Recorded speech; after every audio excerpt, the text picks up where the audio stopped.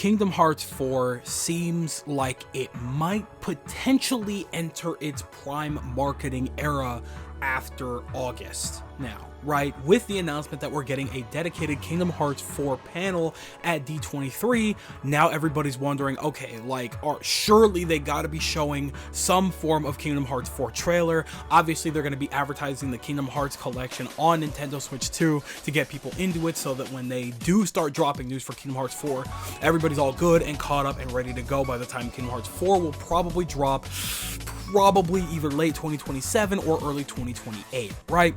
But it kind of depends on what we're looking at with this D23 reveal, right? Assuming Kingdom Hearts 4 is there at all, which I think is a safe bet because, you know, again, it's been long enough. The game has been in development for a very long time now, likely getting close to completion if it's not completed already, right? So we're looking major right now. But here's my thing, right? As excited as I am, there's a monolith of things that I've, you know, had mixed feelings about when it came to the initial reveal of Kingdom Hearts 4 and, you know, a bunch of other things in between that, right? And the one thing that I've been thinking consistently between this wait time was the fact that we absolutely needed one more game, at least one game in between before getting Kingdom Hearts 4, right? And maybe this is just this awful part of me that has Stockholm syndrome from, you know, waiting for Kingdom Hearts 3, you know, in between with every other game, you know, Dream Drop Distance and Fragmentary Passage and all that, you know what I'm saying? There's a lot of games in between Kingdom Hearts 2 and 3, which I am eternally grateful for. We got so many unique and just fun games that built up to Kingdom Hearts 3 that made it incredibly special, right? Even Kingdom Hearts Union crosses many mixed feelings that I have about that game. I am very happy that it happened. I just wish it were more. And we'll talk about that, right? So, I am fully under the impression that I would have really liked to have a full, like, actual Kingdom Hearts title before 4, right? And there are 3 things I feel probably should have or could have happened in between that, right? Let's start with the most obvious. The one game that was supposed to happen was Kingdom Hearts Missing Link, right? I think that is going to be a critical loss going into Kingdom Hearts 4 because I have no doubt in my mind that that game was going to contain some extremely critical information that was going to lead us into the game. We were probably going to get some major story updates because that was supposed to come out in like 23? You know what I'm saying? It's 26 now. We're looking at a 27, 28 release. We probably would have been, you know, we would have been years into the game by now if they had released it on time, and we would have gotten so many major updates and story bits and pieces and lore that would have made, you know, a lot of theories, you know, set into place for Kingdom Hearts 4, so that when we did get into Kingdom Hearts 4, we would have so many questions set up that might have potentially gotten answered throughout that game, right? And it's just really unfortunate that we lost that completely. And now I'm just sitting here thinking, like, was there really no other way we could have reutilized a lot of these assets and turned it into a dedicated single player experience? Because, you know, I know the entire idea was to make it a prime multiplayer experience, something to get people out of the house and enjoy Kingdom Hearts outside. But realistically, the Pokemon Go fad died out way too long ago. So, you know, jumping on the whole GPS exploration RPG idea that late was never going to work out. And, you know, this was also in between, you know, Square Enix's let's make every single thing imaginable a goddamned mobile title era. And I'm so glad that they completely, or at least mostly, abandoned that, right? Even Ever Crisis is dying this year, which sucks, but man, I opened Ever Crisis once. You know what I'm saying? Like, it was one of those things that just kind of needed to happen. And it really sucks that it happened to Missing Link. It just sucks that Missing Link started off as a mobile multiplayer title at all. We should have learned our lesson with Union Cross, and they simply didn't. And because of that, we completely lost out on Missing Link. And I feel like a single player dedicated either like movie or experience in some format would have been a phenomenal way to, you know, have something to chew on while we waited for Kingdom Hearts 4. Now, it's not like it still can't happen or anything like that. They have all the assets. They probably have the story written out somewhere, and maybe they could turn that into a fully fledged movie, kind of like they did with Back Cover, or we could be potentially looking at maybe some other form of media. I know a lot of people aren't big on reading these days, but me personally, I would absolutely pick that book up frame one if it were available to me. I would absolutely do that. Hell, I would like it if they turn Union Cross into a book, but at the same time, I just think that it's very critical that we should have had a Missing Link single player experience to get all of that lore, all those monochrome, to really understand what we were walking into with Kingdom Hearts 4. Kingdom Heart? Wow, that was that was rough. But that's where my head is at in regards to that. But I guess we'll have to see. We could be looking at a potential movie situation down the line. Maybe they are utilizing those assets and finishing up everything so that we could get that movie format game. So we'll have to play that one by ear, right? Next to that is I'm just going to put it like this. A Union Cross remake should have good and well happened by now, right? I think, what was it? It was Skyward Wing put it very perfectly, and that's what made me think about this video, is the fact that if it weren't for the fact that people have pretty much recorded it and stuff like that on YouTube, and the fact that there's a lot of us that still at least have the game downloaded on our phones, which are dying year after year because they are getting dated out to force us into getting new iPhones and new, you know, Pixels, whatever the hell people are, you know, Androids, whatever. Union Cross and Dark Road would be completely lost media if it weren't for the fact that we just we record everything now, right? And unfortunately, the best way to experience Union Cross now would either be if you have the game, you could watch it in cutscenes, or, you know, just watch it as a massive compilation movie on YouTube, which is a ridiculous way to experience a story. You know what I'm saying?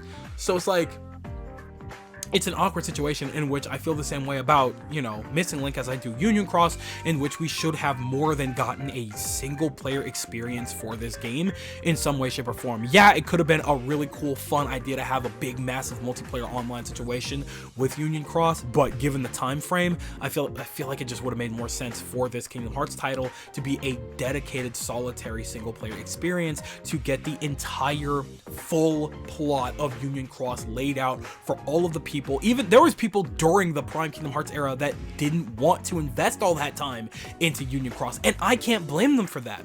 I regret so badly spending any time or money on any gachas, and I'm never doing that again. And it's because of Union Cross and Dark Road and, you know, very specifically Dragalia Lost that I feel this way. And it's so incredibly frustrating because now all I have to show for it is a dead app on my phone that I can just go into and just look at past stats and memories of, right? I can't do anything with it besides maybe watch cutscenes individually, but I'm not gonna, it's kind of an effective way to watch that as opposed to setting it up on YouTube and having your progress saved on your account. You know what I'm saying? Like, it's better to watch it as a movie. And even then, it's not really effective. It should, you know, there should be like voice acting and stuff like that. You know, watching a whole movie through text is crazy. You know what I'm saying? That should have been a game, a real game, right? And, you know, like I said earlier, Skyward Wing brought up the potential idea of it becoming an HD 2D remake of Union Cross so that we could have the game in some format at the very least. And I think that's a just beautiful and genuinely genius idea, right? I don't know. Maybe it's too late now. They're obviously not going to dedicate any time to that anymore, especially because, you know, Union Cross kind of falls more into the category of the Dark Seeker Saga, which they claim to be done with, even though everything that's happened culminated into what's happening with this current arc. You know what I'm saying? The Lost Masters arc that we're in now. So it's like, I don't know. I just think it's ridiculous that they are just completely willing to abandon Union Cross like that, and now we have no way of properly experiencing the story other than watching a compilation on YouTube, which is going to be extremely ridiculous for a lot of people that are about to get into the series. They're going to find it aggressively annoying when they play Kingdom Hearts 3 and they have no idea who Ephmer is. Like, well, no, I guess no. Okay, Ephmer's in back cover, so they'll have a semblance of an idea, but there's just simply too many, lack of a better way to put this, missing links in between Kingdom Hearts 3 and 4 now, right? And Union Cross and Missing Link in tandem could have been the bridge to help gap that. And I just think it's utterly ridiculous that these games in particular don't exist, right? So yeah, here we are years later and they're just gone, right?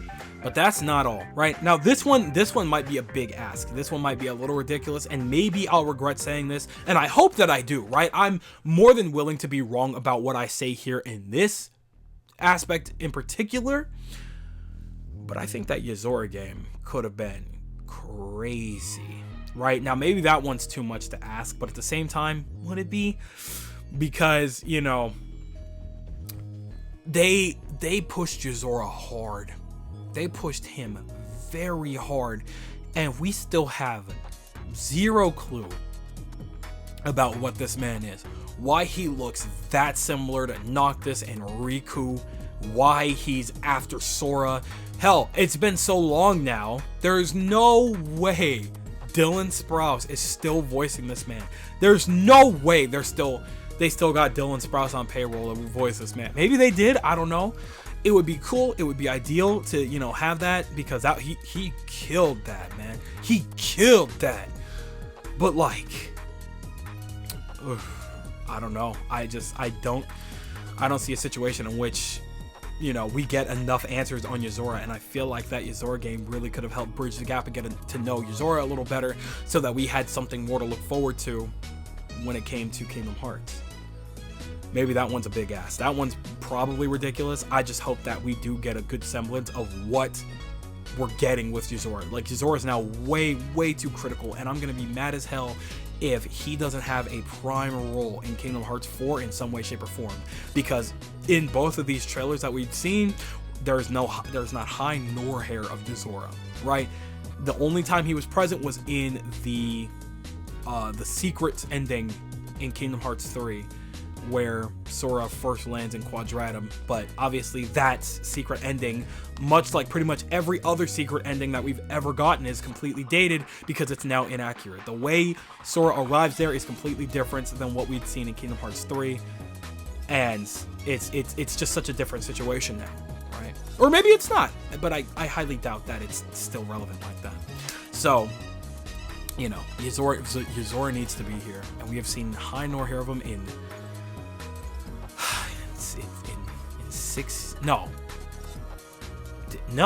longer, like 8 years. It's been a very long time since we've really seen Yozora in action, and I really think that a little game like that could have helped wonders. But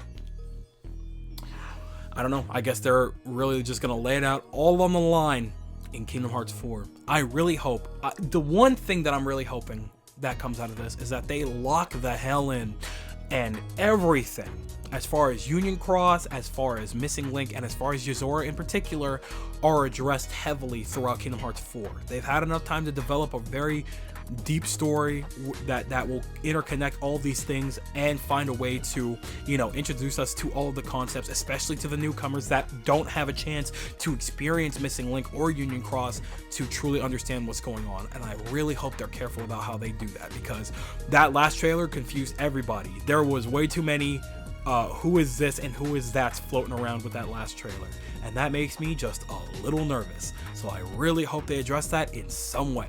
So that one, we're just gonna have to play by ear, but I'm leaving it at that. I'm passing the mic over in your direction, and I want you guys to tell me everything that you're thinking in the comment section below. Do you agree that we needed at least one more game before we entered the era of Kingdom Hearts 4? Do you think that these games would have been critical in helping develop Kingdom Hearts 4 and building up hype for it and getting a better understanding of what kind of story we might have been walking into so that we had more to be excited about and look forward to as far as getting questions answered and things like that? Or are you on the opposing side? We didn't need none of this. Kingdom Hearts 3 to 4, well, you know, with Melody of Memory kind of slapdashed in there in between is all we needed, and it's perfectly fine that we go from 3 to 4 with no in between. Tell me everything that you guys are thinking in the comment section below, because you know for a fact that I'm always going to be down there with you guys. But with that, it does seem to be, yes ma'am, it's a good day at the clock, so I'm going to go ahead and do just that. I'd like to thank you guys ever so much for watching. I truly do hope you enjoyed. Do me the greatest favor of taking good ass care. Do me the greatest favor of dropping a like and a comment, and consider subscribing for more content just like this here. And with that, I'm gone, so thanks again, hope you enjoyed, and now I'll see you guys in the next one. Do me the greatest favor of taking good ass care, and I'll see you all next time. Bye!